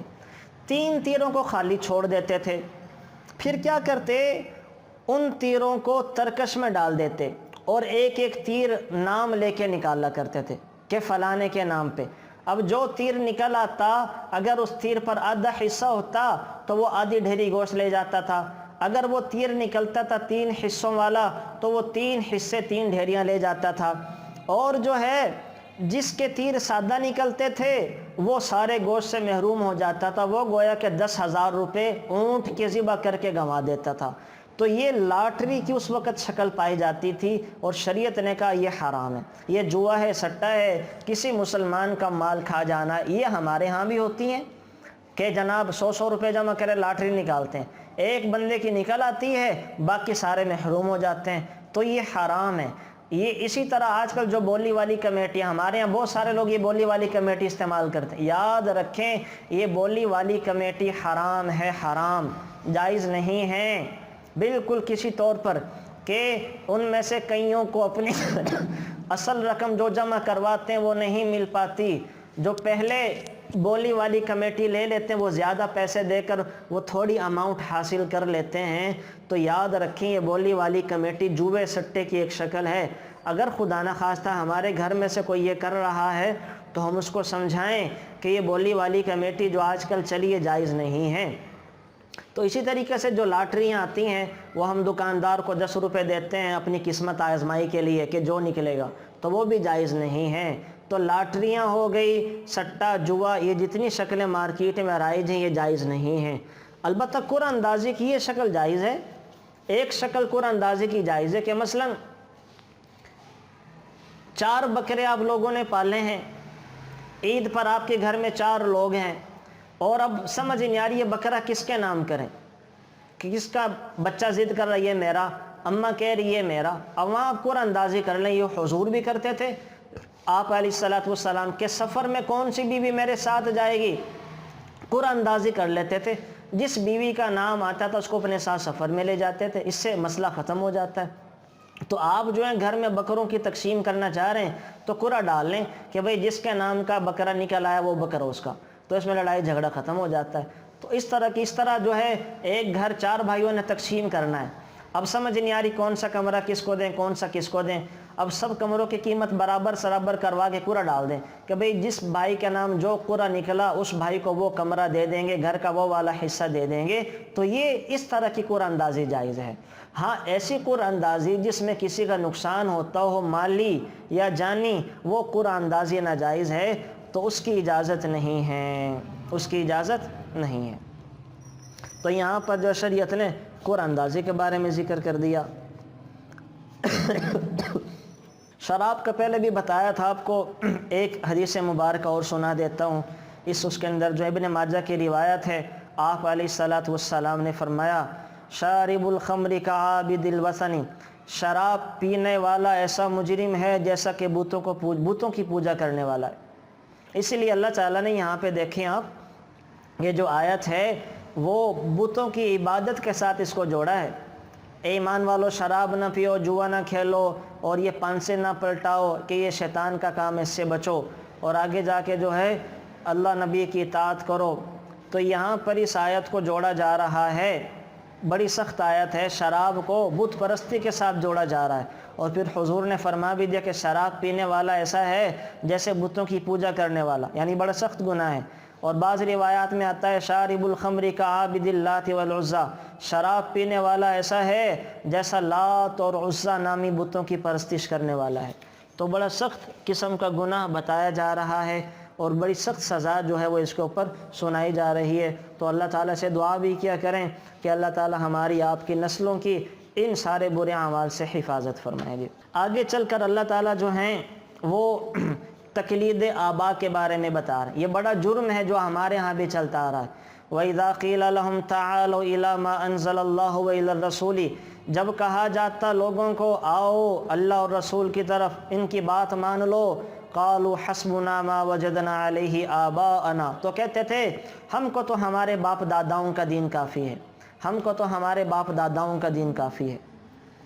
تو یہ ایک بہت بڑا مرض ہے، یہ وہ شیطانی استدلال ہے جس نے لاکھوں انسانوں کو معمولی سمجھ بوجھ اور علم و ہنر رکھنے کے باوجود گمراہ کر دیا۔ ہمارے خاندان ہیں، ہم اپنی خاندانی روایات کو نہیں چھوڑتے، ہم کہتے ہیں ہمارے باپ دادا کرتے آ رہے ہیں، کیسے چھوڑ دیں؟ خوشی کے موقع پر ہمارا تو دستور خاندانی روایت چلی آ رہی، ہم کیسے چھوڑ دیں؟ غمی میں ہمارے باپ دادائیں ایسا کرتے آ رہے، ہم یہ کیسے چھوڑ دیں؟ تو ہم یہ کیا ہے؟ تقلید آبا، یہ کافروں کا شیوا ہے، کافروں کا شیوا۔ مسلمان تو آبا و اجداد کی تقلید کے مقابلے میں اللہ اور نبی کی تقلید کرتا ہے۔ اس کے سامنے جب اللہ نبی کا حکم آ جائے وہ ہر کسی بات کو چھوڑ دیتا ہے، اللہ نبی کی بات کو اپناتا ہے۔ تو یہاں پر جو ہے یہ چیز ذہن میں رکھنے کی ہے، یہ کافر کہا کرتے تھے جب رسول اللہ صلی اللہ علیہ وسلم ان کو کوئی بات فرمایا کرتے تو وہ کہا کرتے تھے کہ نہیں، ہمیں تو بس اپنے باپ داداؤں کی اتباع کافی ہے، ہمارے جو باپ داداؤں نے کیا ہمیں وہ کافی، ہمیں کسی کی ماننے اور سننے کی ضرورت نہیں ہے۔ یہی وجہ ہے کہ آپ علیہ الصلوۃ والسلام نے جب ابو طالب سے کہا کہ ایمان قبول کر لو، مسلمان ہو جاؤ، تو ابو طالب نے کیا کہا تھا کہ میں نہیں کرتا، لوگ کیا کہیں گے کہ بھتیجے کا ایمان قبول کر لیا موت کے خوف سے؟ تو میں نے تو اپنے باپ داداؤں کو انہی حالت پہ انہی چیزوں پہ دیکھا ہے، میں یہ ایمان نہیں چھوڑ سکتا، میں ایمان لانا نہیں چھوڑ سکتا۔ تو بہرحال یہ ایک بڑی خطرناک چیز ہے، اور ان چیزوں سے جو ہے وہ بچنا چاہیے۔ ہمیں دیکھنا چاہیے، آپ آئندہ سے غور کریں کہ ہمارے خوشی غمی کے اوپر یہ جو روایات چلتی آتی ہیں، یہ جو رسمیں جاری ہیں، آیا کہ اسلام کا ان سے کوئی تعلق ہے کہ نہیں ہے؟ تحقیق کریں، تحقیق کریں، علماء سے پوچھیں۔ تحقیق کرنے کے بعد اگر وہ روایت صرف اور صرف ہندوؤں کی چلتی آ رہی ہے، باپ داداؤں کی رسم ہے، اور اسلام میں اس کا کوئی ثبوت نہیں ہے، اس کو چھوڑ دیں، اس کو چھوڑ دیں، اس کو یہ کہہ کر چھوڑ دیں جو حضرت حذیفہ نے کہا تھا کہ میں آپ علیہ الصلوۃ والسلام کی مبارک سنتوں کو ان احمقوں کی وجہ سے چھوڑ دوں۔ وہ پتہ ہے نا، جب رستم کے دربار میں حضرت حذیفہ کے ہاتھ سے نوالا گرا تو انہوں نے نوالا اٹھا کے جھاڑ کے کھانا چاہا، تو ساتھ والے نے ہاتھ پکڑ لیا اور کہنے لگا کیا کر رہے ہو، بادشاہ کا دربار ہے، زمین سے اٹھا کر چیزیں کھا رہے ہو، بادشاہ کیا کہے گا کہ ان کے پاس کھانے پینے کو نہیں ہے؟ تو کیا فرمایا تھا، اَأَتْرُكُ سُنَّةَ حَبِيبِ لِهَذِهِ الْحُمَقَاءِ، ان احمقوں کی وجہ سے میں اپنے نبی کے طریقوں کو چھوڑ دوں؟ ایسا نہیں ہو سکتا۔ تو ہم بھی یہ کہا کریں کہ ہمیں تو آپ علیہ الصلاۃ والسلام کے طریقوں کو اپنانا ہے، ہمارے باپ داداؤں کے طریقے اگر غلط تھے ہمیں ان کو چھوڑ دینا پڑے گا۔ تو آئندہ غمی کا موقع خدا نہ خواستہ ہے تو اس پر دیکھیں ہم کیسے سے روایات رسم کرتے ہیں، خوشی کا موقع آیا تو اس پر دیکھیں ہم یہ جو خوشی منا رہے ہیں آیا کہ یہ سنت کے مطابق ہے کہ نہیں ہے، سنت کے مطابق ہے تو اللہ کا شکر ادا کریں، اور اگر باپ داداؤں کی تقلید کے اندر یہ کرتے آ رہے ہیں اور وہ سنت کے خلاف ہے اس کو چھوڑنے کی فکر کے اندر لگ جائیں، ورنہ اللہ تعالیٰ کی ناراضگی کو مول لینے والی بات ہے۔ تو یہاں پر اللہ تعالیٰ تقلید آبا کو چھوڑنے والی باتیں کر رہے ہیں۔ کافروں کا یہی تو مسئلہ تھا، وہ یہی کہا کرتے تھے کہ ہم نے اپنے باپ داداؤں کو اسی طرح دیکھا ہے، ہم یہ کیسے چھوڑ دیں، ہمارے باپ دادا اسی طرح کرتے آ رہے ہیں، ہم یہ کیسے چھوڑ دیں، یہ ساری چیزیں وہ کہا کرتے تھے۔ تو اللہ تعالیٰ نے ان کی تردید فرمائی اور ہمیں پیغام دیا کہ اللہ نبی کے جو احکامات ہیں ان کے مقابلے میں وہ کوئی چیزیں نہیں ہیں۔ پھر آگے چل کر اللہ تعالیٰ نے یہ آیات ذکر کی، یوم یجمع اللہ الرسل فیقول ماذا اجبتم قالوا لا علم لنا انک انت علام الغیوب، جس دن اللہ جمع کرے گا سارے پیغمبروں کو، پھر کہے گا تم کو کیا جواب ملا تھا، وہ کہیں گے ہم کو خبر نہیں، تو ہی ہے چھپی باتوں کو جاننے والا۔ اللہ حشر کے میدان میں ہر نبی سے سوال کرے گا، ہر نبی سے، کہ جب آپ نے لوگوں کو دعوت دی تو لوگ کیا کہا کرتے تھے؟ تو سارے انبیاء کہیں گے یا اللہ آپ تو علام الغیوب ہیں، آپ سب خود بہتر جاننے والے ہیں۔ پھر اللہ مجرموں سے، امت والوں سے پوچھیں گے، تو امت والوں کے بارے میں اللہ نے کیا فرمایا، الیوم نختم علی افواہہم وتکلمنا ایدیہم وتشہد ارجلہم بما کانوا یکسبون، اس وقت انسانوں کے منہ پہ اللہ تالے لگا دے گا، اس کے ہاتھ بات کریں گے، اس کے پاؤں بولیں گے، اس کا دل و دماغ بولے گا، جو گناہ ہاتھ سے کیے تھے ہاتھ گواہیاں اس کے خلاف گواہیاں دیں گے، جو گناہ پاؤں سے کیے تھے اس کے خلاف پاؤں گواہیاں دیں گے، جو گناہ زبان سے کیے تھے زبان اس کے خلاف گواہیاں دے گی، جو گناہ وہ دل و دماغ میں سوچے تھے، پروپیگنڈے کیے تھے مسلمانوں کے خلاف، دل و دماغ گواہیاں دے گا، جسم کا جو عضو اللہ کی نافرمانی میں استعمال ہوا ہر عضو خود گواہی دے گا، خود گواہی دے گا۔ تو یہ بڑا خطرناک مرحلہ ہے جب ہر نبی نفسی نفسی کر رہا ہوگا اور اللہ تعالیٰ 5 سوال کرے گا، ان 5 سوالوں کا جواب دیے بغیر وہ بڑے خطرے کی بات ہے۔ وہ کیا ہوں گے؟ آپ علیہ الصلاۃ والسلام نے فرمایا کسی آدمی کے قدم حشر کے میدان میں اس وقت تک آگے نہ سرک سکیں گے جب تک 5 سوالوں کے جواب نہ دے دے۔ ایک یہ کہ اس نے اپنی عمر کی طویل و کثیر دن رات کس کام میں خرچ کیے، عمر کے بارے میں بتانا پڑے گا۔ جوانی کے بعد 24 گھنٹے اللہ کو بتانے پڑیں گے، میں نے فلاں فلاں لمحہ سیکنڈ کس طرح گزارا، تیری فرما برداری میں گزارا، تیری نافرمانی میں گزارا، یہ ہمیں اللہ کو جواب دینا پڑے گا، بتانا پڑے گا۔ جب تک نہیں بتائیں گے اس وقت تک پاؤں حشر کے میدان سے نہیں ہل پائیں گے، اور اللہ حشر کے میدان کی زمین کو تانبے کا بنا دے گا، سورج انتہائی قریب 1 میل کی مسافت پر آ جائے گا، انسان اپنے گناہوں کی بقدر پسینے میں ڈوبا ہوگا۔ تو پہلا سوال یہ کیا جائے گا جو پیپر میں آئے گا کہ اپنی عمر کے دن رات کہاں پہ گزارے، دوسرا جوانی کا وقت کہاں پہ گزارا، یہ اسی میں سے سوال کا حصہ ہے، دن رات کہاں گزارے، لیکن بطور خاص جوانی کا پوچھا جائے گا، اس لیے کہ عام طور پر انسان جوانی میں غفلت کرتا ہے، بڑھاپے میں جا کے جب لڑنے جھگڑنے کا بس نہیں چلتا، جب زبان ساتھ نہیں دیتی، جب طاقت ساتھ نہیں دیتی، جب قوت ساتھ نہیں دیتی، دوست یار ساتھ چھوڑ جاتے ہیں تو ہم مسلوں کو سنبھال لیتے ہیں۔ یہ بھی اچھی بات ہے، میں یہ نہیں کہہ رہا کہ یہ نہیں کرنا چاہیے، اللہ تعالیٰ عمر کے جس حصہ میں توفیق عطا فرما دے اللہ کا شکر ہے، لیکن اصل توبہ در جوانی توبہ کردن شیوائے پیمبری، جوانی میں توبہ کرنا یہ پیغمبروں کی شان ہے۔ یہ اصل عبادت ہے۔ جوانی کا ایک سجدہ بڑھاپے کے ہزاروں سجدوں پہ بھاری ہوتا ہے۔ جوان کے بارے میں اللہ اپنے عرش کا سایہ عطا فرمائے، وہ جوان لڑکا لڑکی جس نے اللہ کی اطاعت میں زندگی گزاری، اللہ کی فرما برداری میں اپنی جوانی کو گزارا۔ جب سب لوگ نفسا نفسی کے عالم میں ہوں گے، اللہ ایسے جوانوں کو اپنے عرش کا سایہ نصیب فرمائیں گے، عرش کا سایہ نصیب فرمائیں گے۔ تو بڑی سعادت کی بات ہے۔ تو جوانوں پر محنت کرنے کی ضرورت ہے کہ اللہ تعالیٰ جوانی کے بارے میں بطور خاص سوال کریں گے۔ تیسرا سوال ہوگا، جو تمہیں مال دیا تھا وہ مال کہاں خرچ کیا اور کہاں سے کمایا تھا؟ تیسرا ہوگا کہ مال کہاں سے کمایا، کن رستوں سے کمایا؟ مال سارے کماتے ہیں، تو تیسرا مال کی کمائی کے بارے میں، حلال طریقے سے کمایا، حرام طریقے سے کمایا، ڈنڈیاں مار کے کمایا، جھوٹ بول کے کمایا یا تھوڑا دیانتداری کے ساتھ کمایا، رشوت سے کمایا، سود سے کمایا، یا حلال تھوڑی تنخواہ پہ گزارا کرتے رہے، لوٹ کھسوٹ کے لوگوں کی میراث مال کے کمایا، یا جو اللہ نے میراث میں جتنا دیا حلال طریقے سے وہ لے کے کمایا۔ تو یہ تیسرا سوال ہوگا مال کے بارے میں۔ چوتھا سوال ہوگا مال خرچ کہاں پہ کیا؟ مال کمانا یہ الگ کام ہے، الگ سوال ہے، اور چوتھا مال کا خرچ کرنا یہ الگ سوال ہے، اس کا الگ سے جواب دینا پڑے گا۔ اس لیے کہ ایک انسان کماتا حلال راہوں سے ہے لیکن خرچ حرام راہوں پہ کر دیتا ہے، کماتا حلال کر کے ہے، خرچ حرام جگہ پہ لگا، شادی پہ لگا دیتا ہے 5 لاکھ کا بیٹی کا جوڑا، 50 لاکھ کے پھول لگا دیے، کروڑوں روپے ویسے فضول کے وہ ریڈ کارپیٹ پہ لگا دیے، سارا فضول خرچی ہے، تبذیر ہے۔ اور اللہ کہہ رہے ہیں ان المبذرین کانوا اخوان الشیاطین، تو شیطان کے بھائی ہیں۔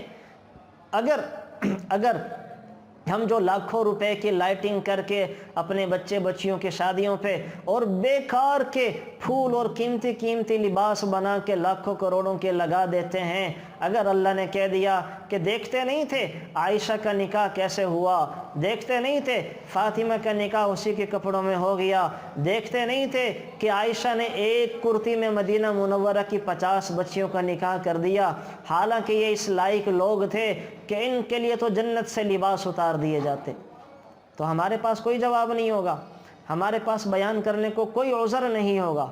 تو اللہ تعالیٰ سب کو پیش کریں گے، سب کو۔ روایات میں آتا ہے کہ جو لوگ بیماری کا عذر لگائیں گے کہ اللہ ہم تو بیمار تھے، بیماری کی وجہ سے تیری عبادت نہیں کر سکے، اللہ تعالیٰ ایوب علیہ السلام کو پیش کریں گے کہ میرا یہ بندہ بڑے لمبے عرصے بیمار رہا لیکن مجھے بھولا کوئی نہیں ہے۔ جو لوگ آزمائشوں کی شکایت کریں گے، اللہ آزمائشوں میں رہے تیری عبادت نہیں کر سکے، اللہ تعالیٰ ابراہیم علیہ السلام کو پیش کریں گے کہ میرا یہ بندہ بڑی آزمائشوں میں رہا لیکن مجھے بھولا کوئی نہیں ہے۔ وہ عورتیں جو تنگ دستی مجبوری کی حالت میں کہہ کر یہ گزر جاتی ہیں، کہتی ہیں کہ ہم مجبور ہیں، بے بس ہیں، ہمارے گھر کے مسائل کچھ ایسے ہیں کہ کیسے ہم عبادت کر سکتی ہیں، تو اللہ تعالیٰ حضرت آسیہ علیہ السلام کو پیش کریں گے اور کہیں گے یہ فرعون کے گھر میں رہ کے میری بندی مجھے راضی کرتی رہی، کیا تمہارا عذر اس سے زیادہ تھا؟ یہ تو کافر کے گھر میں رہ کے مجھے راضی کرتی رہی اور تم تو مسلمان کے ہاں پیدا ہوئے، مسلمان گھرانہ تھا، تمہاری آزمائش تکلیفیں اس سے کم ہی ہوں گی، تو کسی کا کوئی عذر قبول نہیں کیا جائے گا۔ اللہ مریم علیہ السلام کو پیش کر دیں گے بے حیا والی اور بے حیا عورتوں کے سامنے، تو سارے نبیوں کو پیش کیا جائے گا، جو عذر کرے گا اللہ کسی کا کوئی عذر قبول نہیں فرمائیں گے، اللہ تعالیٰ وہ سامنے کر دیں گے، کبھی حضرت فاطمہ کو، کبھی حضرت عائشہ کو، کبھی رسول اللہ صلی اللہ علیہ وسلم کو، تو ان ہستیوں کو سامنے کر کے انسان کے سارے عذروں کو توڑ دیا جائے گا۔ اسی وجہ سے رسول اللہ صلی اللہ علیہ وسلم فرمایا کرتے تھے اگر تم پر دنیا میں غم آئیں تو اپنے غموں میں مجھے یاد کر لیا کرو، اپنے غموں میں مجھے یاد کر لیا کرو، تمہیں اپنے غم ہلکے نظر آئیں گے۔ میرے غم کیا تھے؟ مجھے دیس نکالا دیا گیا، میں جس شہر میں پیدا ہوا جہاں پر امین ٹھہرایا گیا انہی لوگوں نے مجھے نکال دیا، ہجرت میں مجبور کر دیا، میرے اپنوں نے میرے ساتھ جنگیں لڑی ہیں، میرے اپنوں نے مجھے قتل کرنے کی کوششیں کی ہیں، میرے اپنے میرے دشمن ہو گئے ہیں، اور میں نے اپنے ہاتھوں سے اپنے 6 بچوں کو قبر میں اتارا ہے، 3 بیٹیوں کو اور 3 بیٹوں کو، تو حضور کا غم تو بہت ہی زیادہ تھا، بہت ہی زیادہ تھا۔ تو حضور فرما رہے ہیں اگر تم پر کوئی آزمائش یا غم آیا کریں، میرے غموں کو یاد کر لیا کرو، تمہیں اپنے غم ہلکے نظر آئیں گے، تمہیں اپنے غم ہلکے نظر آئیں گے۔ تو یہ چوتھا سوال، مال کہاں خرچ کیا؟ تو مال کو خرچ کرنا بڑا اہم ہے کہ جائز جگہوں پہ خرچ کریں۔ اور میں نے آپ کو سنایا تھا نا حضرت عثمان والا واقعہ، کہ جب رسول اللہ صلی اللہ علیہ وسلم نے ایک صحابی سے کہا جو مانگنے آئے تھے، جاؤ عثمان کے پاس چلے جاؤ، وہ تمہیں کچھ نہ کچھ دے دیں گے۔ وہ صحابی جب عثمان کے پاس آئے رضی اللہ تعالیٰ عنہ، تو دیکھا بیوی کے ساتھ لڑ رہے ہیں اس بات پر کہ بندی اللہ کی، تم نے رات چراغ کی بتی زیادہ کیوں کر دی؟ وہ تیل زیادہ پی گئی، اللہ کو کیا حساب دیں گے، تیل زیادہ پی گئی۔ اب وہ صحابی جو مانگنے آئے تھے واپس مڑ گئے۔ حضرت عثمان گھر سے باہر نکلے، دیکھا کوئی بندہ میری گلی سے جا رہا ہے، بلایا، کیوں واپس جا رہے ہو، کون ہو؟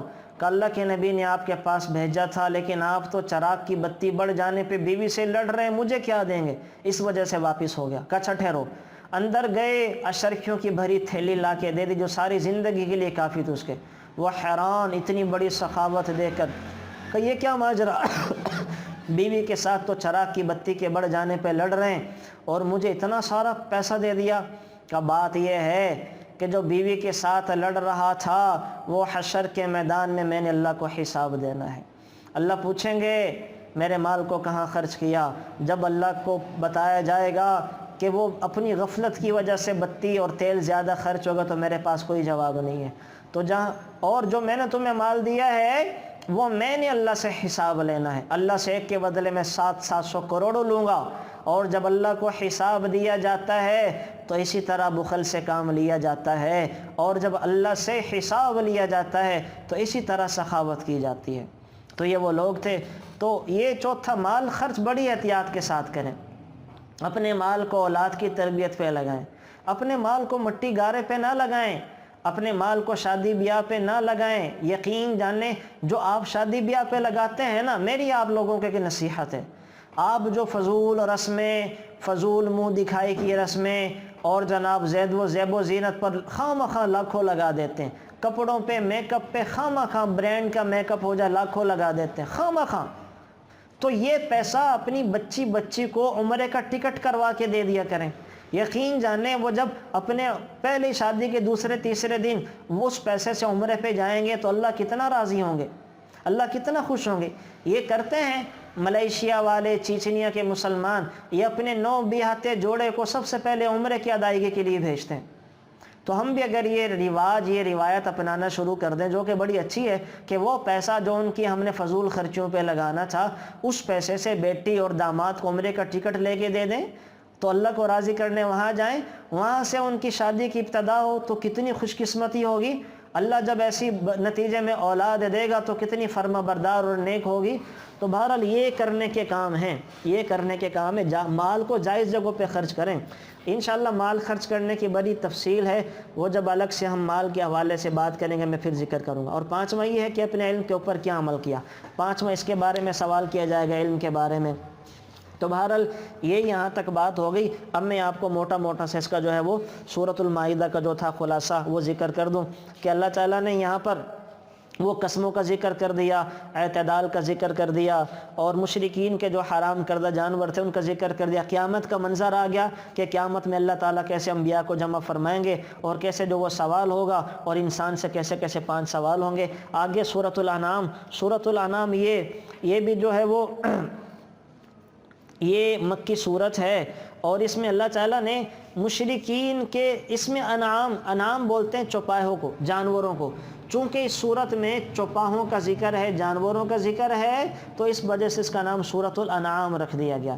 اس صورت کی ایک بہت بڑی خصوصیت یہ کہ اس میں مشرکین کے غلط عقائد کی تردید کی گئی ہے، اور 2 طریقوں سے ان کو سمجھایا گیا، تقریر کر کے بھی، تلقین کر کے بھی۔ تقریر کا مطلب یہ ہے کہ اللہ تعالیٰ کی توحید اور قدرت کے دلائل ایسے اچھے انداز میں پیش کیے گئے کہ ان کا انکار انسان کے لیے ممکن نہیں ہے۔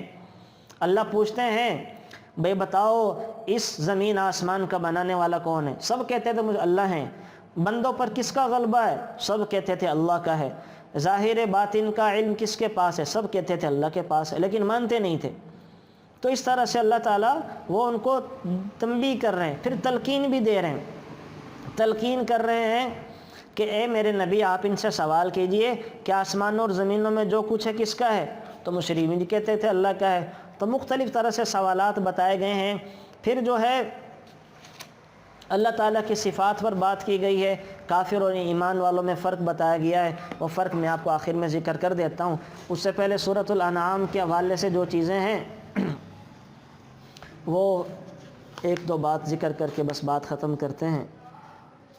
آپ کی برکت سے اللہ تعالیٰ نے سارا ہی پڑھوا دیا۔ میری طبیعت ٹھیک نہیں تھی، بڑی مشکل سے وہ بولا جا رہا تھا، لیکن الحمدللہ اللہ تعالیٰ نے یہ تو وقت کا پتہ بھی نہیں چلا، میں نے بھی دیکھا ہے ساری ہی اہم باتیں کروا دی ہیں، تو اللہ کا شکر ہے اس نعمت کے اوپر۔ یہاں پر سورہ انعام میں جا کے اللہ تعالیٰ ایک بڑی اہم بات بتا رہے ہیں کہ وَإِذَا رَأَيْتَ الَّذِينَ يَخُوضُونَ فِي آيَاتِنَا فَأَعْرِضْ عَنْهُمْ، اے میرے نبی جب تم ان کافروں کو دیکھیں، مشرکین کو، کہ اللہ کے بارے میں جھگڑتے ہیں، تو آپ ان سے اعراض کر لیجئے، آپ ان سے اعراض کر لیجئے۔ تو باطل اور غلط لوگوں کی مجلسوں سے بچنے کا حکم ہے۔ غلط لوگوں کی مجلس میں بیٹھنے کی اجازت نہیں دی شریعت نے، یعنی جہاں پر بدگمانیاں، برائیاں، پروپیگنڈے، ٹھٹھا مذاق کیا جا رہا ہو، ایسی مجلسوں کے اندر بیٹھنے کی اجازت نہیں ہے۔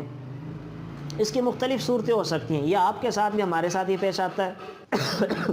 میں نے عرض کیا کہ اگر کسی جگہ پہ غلط محفل، غلط مجلس لگی ہو تو وہاں بیٹھنے کی اجازت نہیں ہے، وہاں جانا جائز نہیں۔ اب اس کی مختلف صورتیں ہیں۔ آپ کو پتہ چل گیا کہ آپ جس شادی میں جا رہے ہیں وہاں پہ ہلہ گلہ ہوگا، شراب نوشی ہوگی، ڈانس گانا ہوگا، تو اگر آپ کو پتہ ہے تو وہاں پر جانا جائز نہیں ہے۔ کسی بہانے سے وہاں جانے سے بچ جائیں، کسی بہانے سے وہاں جانے سے بچ جائیں۔ لیکن اگر آپ کے جانے سے فائدہ ہوتا ہے، تنبیہ ہوتی ہے، ان کو سمجھانے کا موقع ملتا ہے، تو جانے میں کوئی حرج نہیں ہے۔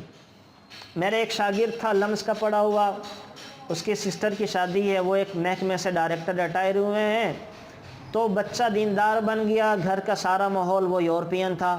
اب عجیب شادی تھی، میں وہاں گیا، میں نے تلاوت کی، بیان کیا، بیان کے بعد وہاں قوالی والے آ گئے، قوالیاں کی گئیں، قوالی کے بعد ڈانسر آ گئے، ناچ گانا کیا گیا۔